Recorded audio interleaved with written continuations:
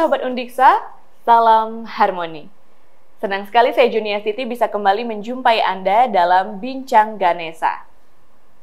Kemampuan untuk berwirausaha di kalangan generasi muda saat ini memang sangat diperlukan. Selain dapat membuka lapangan pekerjaan, juga dapat mengatasi angka pengangguran yang menjadi permasalahan hampir di banyak negara di dunia, tak terkecuali di Indonesia. Oleh karenanya, para generasi muda harus cerdas dalam menghadapi tantangan dan melihat peluang.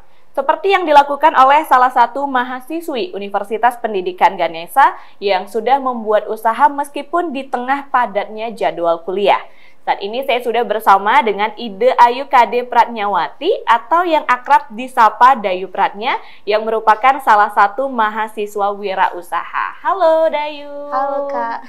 Apa kabar hari ini? Baik. Oke, terima kasih sudah mau kita undang untuk berbagi sedikit gitu ya pengalaman dan cerita wirausaha yang Dayu miliki. Nah sebelumnya mungkin banyak yang bertanya, emang siapa sebenarnya Dayu dan usaha apa sih yang sebenarnya Dayu buat saat ini? Oke, terima kasih Kak atas pertanyaannya. Jujur agak grogi ya ngomong di sini. Tapi terima kasih atas pertanyaannya. Perkenalkan, saya Dayu Pratnya. Seperti yang telah dijelaskan sebelumnya, saya merupakan mahasiswi semester 5 dari program studi S1 Akuntansi Fakultas Ekonomi. Dan untuk saat ini ada satu usaha bisnis yang sedang saya lakoni, bernama yourtote.id. Jadi ini merupakan bisnis industri kreatif yang mana produknya berupa tote bag dengan custom. Jadi konsumen itu bebas memberikan request kepada saya sehingga saya bisa mendesain tote bag tersebut dan menjualnya kepada mereka. Di yourtote.id ini saya memberikan dua jenis tote bag. Yang pertama itu yang biasa Kak. Jadi teman-teman konsumen bisa mengirimkan desainnya kepada saya, lalu saya memprosesnya dan menjadikan tote bag sesuai dengan request mereka. Dan tentunya ini bisa dibeli per pieces ya teman-teman. Dan yang tipe kedua itu ada yang namanya paintyourtote.id, yang mana ini merupakan tote bag sejenis request dari konsumen, tetapi desainnya itu saya buat strip sketch. Jadi ada sketsa garisnya, sehingga mereka bisa mewarnainya. Jadi di dalam paintyourtote.id ini agak sedikit berbeda, di mana dalam satu kemasan konsumen itu akan mendapatkan trial warna, lalu ada kuasnya, ada juga alasnya, sehingga mereka bisa mewarnai tote bag mereka sendiri sesuai dengan sketsa yang mereka kirim kepada saya. Jadi sedikit banyaknya demikian bisnis yang sedang saya lakoni saat ini. Oke, luar biasa. Usaha tote bag tapi bisa dibilang tote bag yang kekinian ya, yang berbeda dan sesuai dengan kreasi dan kesukaan kalian. Tapi sebelumnya nggak usah tegang ya Dayu ya. Kita di sini sharing aja, anggap ngobrol santai di kafe meskipun ya nggak ada gini ya, nggak kayak di kafe gitu ya. Tapi santai aja pembawaannya. Oke, nah tadi kan dijelaskan Dayu memilih atau saat ini menggeluti usaha tote bag ya, saat ini baru tote bag. Kalau boleh tahu kenapa Dayu memilih untuk membuat usaha tote bag ini sendiri? Kan banyak ya produk-produk kekinian yang disukai anak muda. Alasannya memilih tote bag sebagai usahanya itu kenapa? Oke. Jadi gini Kak, ceritanya jadi setiap usaha itu pasti ada cerita di baliknya kan. Dan kenapa tote bag? Karena kebetulan dulu itu ada pengalaman saya buat tote bag sendiri gitu. Karena merasa mungkin jenuh dengan tas-tas yang ada, jadinya saya buat dengan sesuai dengan desain yang saya sukai. Dan ketika dibawa ke kampus itu atau ke sekolah pertama kali itu di SMA, ada temannya yang mulai tertarik gitu, dan temannya tuh nanya, itu beli di mana sih biar desainnya kayak gitu. Dan saya bilang, oh ini buat sendiri kayak gitu. Dan dari sana ada tertarik 1-2 orang, saya buatin. Setelah itu sampai sekarang ada platform resminya di Shopee. Oke, jadi itu cerita di balik kenapa milih tote bag. Tadi juga sempat disentil sedikit bahwa usahanya ini dimulai sejak di sekolah, di SMA berarti ya, sekolah menengah atas dimulainya. Kalau boleh tahu, kenapa Dayu sendiri ini tertarik untuk berwirausaha? Karena kan bisa aja misalnya Dayu buat sendiri, nanti dibawa aja ke konveksi ini, kan bisa aja kayak gitu ya. Nggak semua orang nih punya jiwa wirausaha. Kalau boleh tahu Dayu sendiri kenapa berminat untuk ngejualin lah istilahnya ke teman-teman gitu? Oke. Jadi kenapa berminat untuk menjual sendiri daripada kayak misalkan lebih banyak membebankan ke konveksi kayak itu kan. Jadi itu dari dua hal ya Kak. Yang pertama dari diri saya sendiri, itu jujur saya memang orang yang ingin berkreasi lebih dan ingin, ya istilah kalau orang Balinya itu nyemagain lebih gitu, tapi itu hal yang saya sukai kayak gitu. Jadi dari berwirausaha sendiri, saya bisa menantang diri saya untuk terus berkreasi, untuk bagaimana caranya dalam berwirausaha juga kita kan ketemu dengan banyak orang, cara bersosialisasi, cara berkomunikasi juga saya belajar banyak dari itu, dan itu menurut saya bukan hal yang patut untuk disia-siakan daripada saya membebankan ke konveksi yang ada. Yang kedua, dari faktor eksternal, misalkan dari orang tua saya sendiri, itu selalu mendukung saya untuk melakukan kegiatan-kegiatan yang bermanfaat, contohnya seperti berwirausaha. Sehingga kalau misalkan ini saya tinggalkan, ya sedikit banyaknya mungkin saya akan banyak menghabiskan waktu di rumah, dan ya ada kegiatan yang sebenarnya bermanfaat seperti ini yang saya tinggalkan gitu. Oke, nah bisa dibilang juga usaha yang Dayu buat ini bisa nambah uang jajan ya? Iya. Iya, membantu orang tua juga. Jadi yang biasanya mungkin minta langsung 500.000 sama orang tua mungkin bisa dikurangi gitu ya jatahnya gitu ya. Oke, luar biasa. Nah tadi kan juga sudah disampaikan oleh Dayu bahwa saat ini masih duduk di semester 5 gitu ya. Yang mana semester 5 tuh biasanya masa-masa yang krusial nih bagi mahasiswa karena lagi padat-padatnya banyak aktivitas. Dan Dayu juga aktif di organisasi kemahasiswaan ya. Iya. Nah, itu apa lagi? Gimana caranya Dayu mengatur waktu? Apakah usaha yang Dayu jalani ini tidak mengganggu waktu kuliah Dayu sendiri? Oke, terima kasih Kak atas pertanyaannya. Tentu nggak mengganggu sama sekali, makanya saya terusin sampai sekarang. Karena kegiatan berwirausaha ini entah kenapa menemani saya ketika saya misalkan bersosialisasi dengan teman-teman yang ada di Ormawa atau di organisasi mahasiswa, itu rasanya seperti ditemani dan ada yang mendukung gitu ketika saya memiliki bisnis ini. Ketika ketemu dengan teman-teman, mereka bukan menjadi hal yang beban bagi saya, tapi kadang mereka jadi konsumen saya gitu. Jadi secara tidak langsung sebenarnya kegiatan berwirausaha ini memberikan manfaat juga. Jadi ada topik lah yang dapat saya bicarakan ke teman, kayak aku ada bisnis gini, kamu mau lihat nggak barangnya dulu, setelah itu boleh beli dan bagaimana gitu, atau mungkin bisa dikenalkan, atau mungkin boleh nggak titip di story IG kamu kayak gitu. Itu topik-topik yang baru yang mana bisa membantu saya dalam dunia perkuliahan juga. Jadi sama sekali nggak mengganggu dari segi jadwal kuliah juga. Saya selalu tentu memprioritaskan kuliah, tapi kegiatan berwirausaha juga menjadi penyemangat saya untuk terus berkuliah. Oke, nah kalau tadi dari penjelasan yang Dayu sampaikan kan bisa dibilang usaha ini itu dominasi promosinya itu secara online, dan juga tadi teman-temannya itu sekaligus sebagai media promosinya juga gitu ya, dari mulut ke mulut. Kalau boleh tahu promosi seperti apa saja yang sudah Dayu lakukan gitu ya, selain mungkin media sosial dan teman-teman? Oke. Sejauh ini untuk promosinya sendiri tentu secara online, seperti ya di Shopee biasa, di Instagram dibuatin konten-konten yang menarik dari teman-teman, juga memanfaatkan Instagram mereka kayak gitu. Untungnya teman-temannya pada baik-baik ya Kak ya. Terus juga dengan cara offline, misalkan kayak yang baru-baru ini kan ada seminar yang dilakukan oleh Lab Kewirausahaan Fakultas Ekonomi, itu di bawah naungannya Bu Sunita Devi. Mungkin teman-teman yang ada di Fakultas Ekonomi tahu Bu Sunita. Nah dari sana juga disiapkan media dari Bu Sunita itu pameran, yang mana di pameran itu saya juga mempromosikan produk yang sama dan dilihat oleh Bapak Wakil Gubernur. Oke, luar biasa, bisa dilihat oleh Bapak Wakil Gubernur, bisa memperkenalkan usahanya, itu luar biasa. Tadi disebutkan bahwa ada lab kewirausahaan di Fakultas Ekonomi.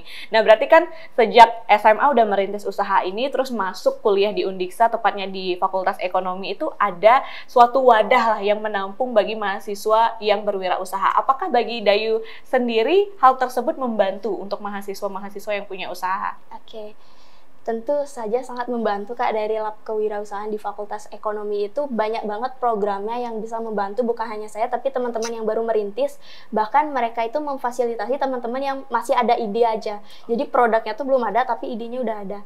Misalkan yang paling sederhana itu ada yang namanya klinik manajemen bisnis. Saya nggak tahu apakah di fakultas lain itu ada, tapi di Fakultas Ekonomi program ini di bawah naungan Lab Kewirausahaan, yang mana dari pematerinya, dari orang-orang yang mengajarkan kita bagaimana memanajemen suatu bisnis itu adalah orang-orang yang terkenal gitu. Salah satunya ada Pak Dedi, kalau nggak salah itu dari Kadin Buleleng gitu, dari industri Buleleng. Nah itu juga memberikan materi, dan itu materinya memang materi yang penting banget dan sifatnya berkelanjutan untuk bisnis teman-teman yang ada di Fakultas Ekonomi. Selain itu ada juga seminar, dan kami juga banyak ditarik ke acara sertifikasi yang baru-baru ini saya ikuti. Itu ada sertifikasi di BDI atau Balai Diklat Indonesia yang ada di Provinsi Bali. Di sana kami diberikan pelatihan bagaimana caranya memanajemen media sosial. Jadi sedikit banyaknya itu bisa saya tuangkan ke Instagram. Nah, misalkan nih kalau saya nggak tergabung di kewirausahaan, tentu hal-hal seperti itu kurang saya dapatkan kayak itu. Jadi sangat bermanfaat sebenarnya. Oke, banyak dapat pelatihan dan pengalaman peluang juga pastinya. Oke, nah pasti banyak hal juga yang banyak rekan-rekan sahabat Undiksa yang lain itu pengen tahu kalau orang buat usaha kan banyak nih ya yang keinginan untuk menjadi wirausahanya itu besar, tapi ketakutan akan saya nggak punya modal yang besar gitu ya, gimana cara promosi dan segala macam. Nah kira-kira kalau boleh tahu, Dayu sendiri berangkat dari modalnya berapa dulu nih untuk mulai usaha tote bag ini? Oke, kalau bicara modal tentu dari niat dulu Kak ya. Itu modal awalnya yang besar ya. Dari niat, terus dari kepercayaan diri ya tentu, karena ngerasa produknya gini aja kayaknya orang nggak bakal tertarik gitu. Itu benar-benar kena mental rasanya kalau ada orang bilang oh gini doang produknya, waduh gitu, ini mikirnya pakai otak gitu. Terus kalau misalkan dari modal yang lain ya sebut nominal Kak. Iya, boleh ya, sekisaran lah, nggak harus ya spesifik. Kisaran setengah dari keuntungan lah, misalkan saya dapat untung 1 juta, modalnya ya sekitar 500 ribu. Oke, luar biasa. Sebenarnya lumayan juga ya, nggak terlalu berat untuk ya ukuran mahasiswa. Kalau misalnya kalian dapat uang bekal, uang jajan gitu ya, bisa ditabung mungkin sebagai modal untuk usaha. Nggak harus tote bag ya, ini karena udah Dayu yang punya tote bag ya. Mungkin bisa usaha yang lainnya karena banyak di luar sana yang bisa dimanfaatkan oleh generasi muda kita. Oke, keuntungan per bulan karena kan produk semacam tote bag ini kadang ada pasang surutnya gitu ya, nggak selalu lah pasarnya pangsanya pasti tinggi gitu kan, apalagi barang-barang kekinian seperti ini. Kalau boleh tahu keuntungan tiap bulan yang Dayu dapatkan gimana kisarannya? Kalau keuntungan itu akumulasi ya, misalnya dari jualan online sama jualan offline sekitar 1,5 dapat sebulan. Kalau paling surut itu 900 lah. Oke, nah lalu di masa pandemi kemarin kan banyak ya yang maksudnya orang yang punya bisnis tuh lagi surut-surutnya. Nah, usaha Dayu sendiri gimana?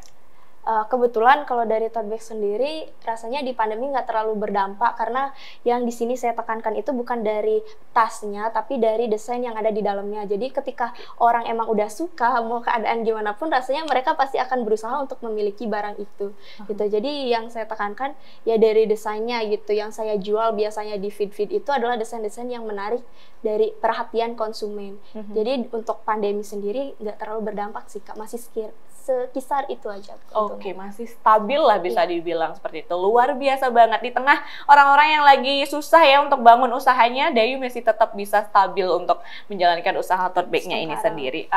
Tapi dalam kita menjalani suatu usaha atau apapun itu dalam kehidupan kita itu pasti ada yang namanya kesulitan atau kendala-kendala yang dihadapi. Kalau boleh tahu ada nggak sih kesulitan atau kendala yang Dayu alami selama menjalankan usaha tote bag ini? Oke.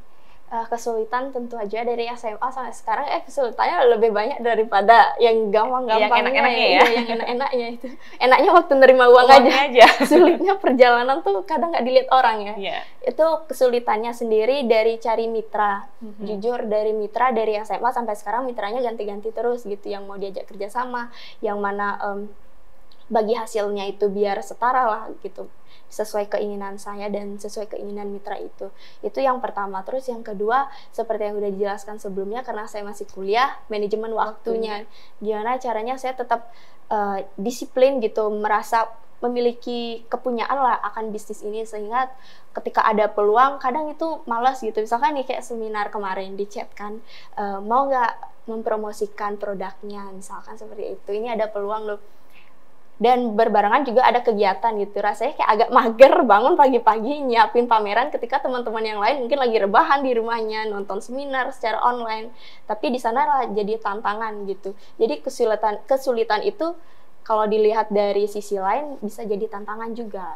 Jadi ya nggak terlalu saya nilai sebagai kesulitan, kecuali yang mencari mitra itu memang sulit. Oke, mencari mitra itu ya kesulitan yang paling istilahnya nomor satu lah ya yang dialami oleh Dayu sendiri. Oke, nah mungkin banyak juga dari sahabat Undiksa di luaran sana yang melihat bahwa tote bag kayak gitu mah banyak juga yang jual nih Kak Juni di luaran sana. Nah gimana nih cara Dayu untuk mengatasi persaingan, dan kalau boleh disampaikan keunikan atau hal yang berbeda dari tote bag Dayu sendiri ini dibandingkan dengan produk-produk tote bag yang sudah ada di luar sana itu apa?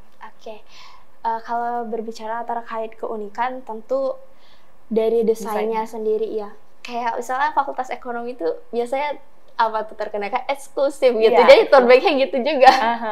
Karena saya mahasiswa di sana, jadi tote bagnya ya itu juga sesuai dengan request dari masing-masing konsumen, dan setiap konsumen itu kan punya kepalanya masing-masing, punya pikirannya, punya kesukaannya dan idenya dia masing-masing. Itu yang tertuang di masing-masing tote bag sehingga membuat tote bag itu berbeda.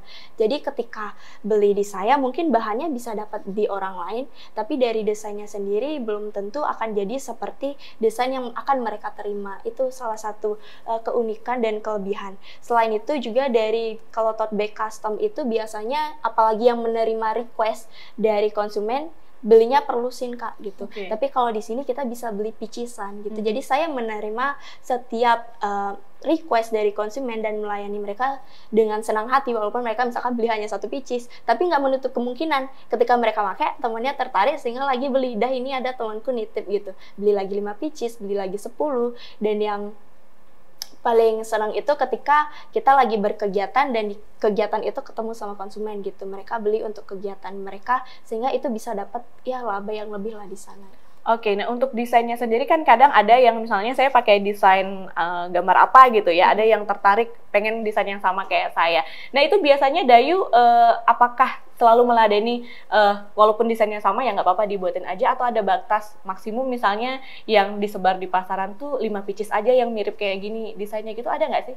Kalau boleh tahu. Kalau dari kasus itu belum pernah saya ketemu kayak gitu ya. Pasti setiap orang tuh lihat kayak gini. Gimana kalau fontnya aku rubah kayak gini? Kayak ada, itu ada yang beda-beda pasti gitu beda ya. gitu. Tapi misalkan kalau ada kasus kayak gitu, ya saya layani aja gitu sesuai dengan request mereka. Oke, sesuai dengan request mereka. Nah, untuk rencana ke depan bagaimana nih untuk usaha ini? Apakah ada rencana untuk mengembangkannya? Mungkin buka store atau mungkin buka jenis tote bag atau tas-tas yang lain, nggak cuma tote bag, atau bagaimana? Ataukah ini cuma selingan bagi Dayu aja? Jadi untuk usaha ini sendiri rasanya saya udah ada ide. Kalau ini kan tote bag, mungkin next saya mau buat kaos gitu. Yang mana kaos ini custom juga, request konsepnya sama, tapi ini bentuknya kaos. Dan untuk apakah usaha ini selingan atau enggak, menurut saya mungkin nanti setelah saya tamat kuliah, ini bisa jadi salah satu peluang yang saya tekuni Kak. Oke, luar biasa. Mungkin sekarang bisa dikerjakan oleh Dayu sendiri. Nanti ke depannya siapa ketahu ya, kita nggak pernah tahu Dayu akan buka lapangan pekerjaan untuk rekan-rekan yang lain. Luar biasa. Nah, terakhir mungkin Dayu sebelum kita menutup perbincangan kita hari ini, pentingnya wirausaha bagi generasi muda untuk Dayu sendiri itu seperti apa? Oke. Pentingnya wirausaha bagi generasi muda, kalau dari diri saya sendiri tentu sangat penting, karena kewirausahaan itu bagaikan media yang bisa mendewasakan kita rasanya. Seperti yang saya bilang sebelumnya, dari segi cara kita berkomunikasi, bersosialisasi, rasanya orang-orang yang punya bisnis untuk kemampuan komunikasinya sendiri itu berbeda dengan orang yang mungkin belum punya bisnis gitu. Jadi untuk ide yang mereka kembangkan, orang-orang yang berwirausaha juga menurut saya orang-orang yang berani Kak. Karena mereka berani menuangkan ide menjadi sebuah produk dan mengajak orang lain untuk menikmati produk tersebut. Jadi menurut saya sangat penting bagi generasi muda untuk memiliki jiwa wirausaha, karena yang pertama bisa mendewasakan kita, bisa membuat kita lebih berani lagi, dan untuk kerugiannya paling di rugi materi ya, misalkan kalau kita lagi rugi, tapi itu bukan perkara yang perlu sangat dipikirkan teman-teman, karena di samping itu banyak hal yang dapat dirubah dari diri kita dengan cara berwirausaha. Oke, luar biasa. Terima kasih banyak Dayu Pratnia sudah mau berbagi bersama kami. Semoga apa yang disampaikan tadi bisa memotivasi dan semoga usahanya makin lancar lagi, makin banyak lagi yang tahu. Dan terima kasih untuk sahabat Ganesha yang sudah menyaksikan tayangan ini. Jangan lupa di like dan di subscribe untuk yang belum subscribe. Saya Juniartiti pamit undur diri. Sampai jumpa dan salam harmoni.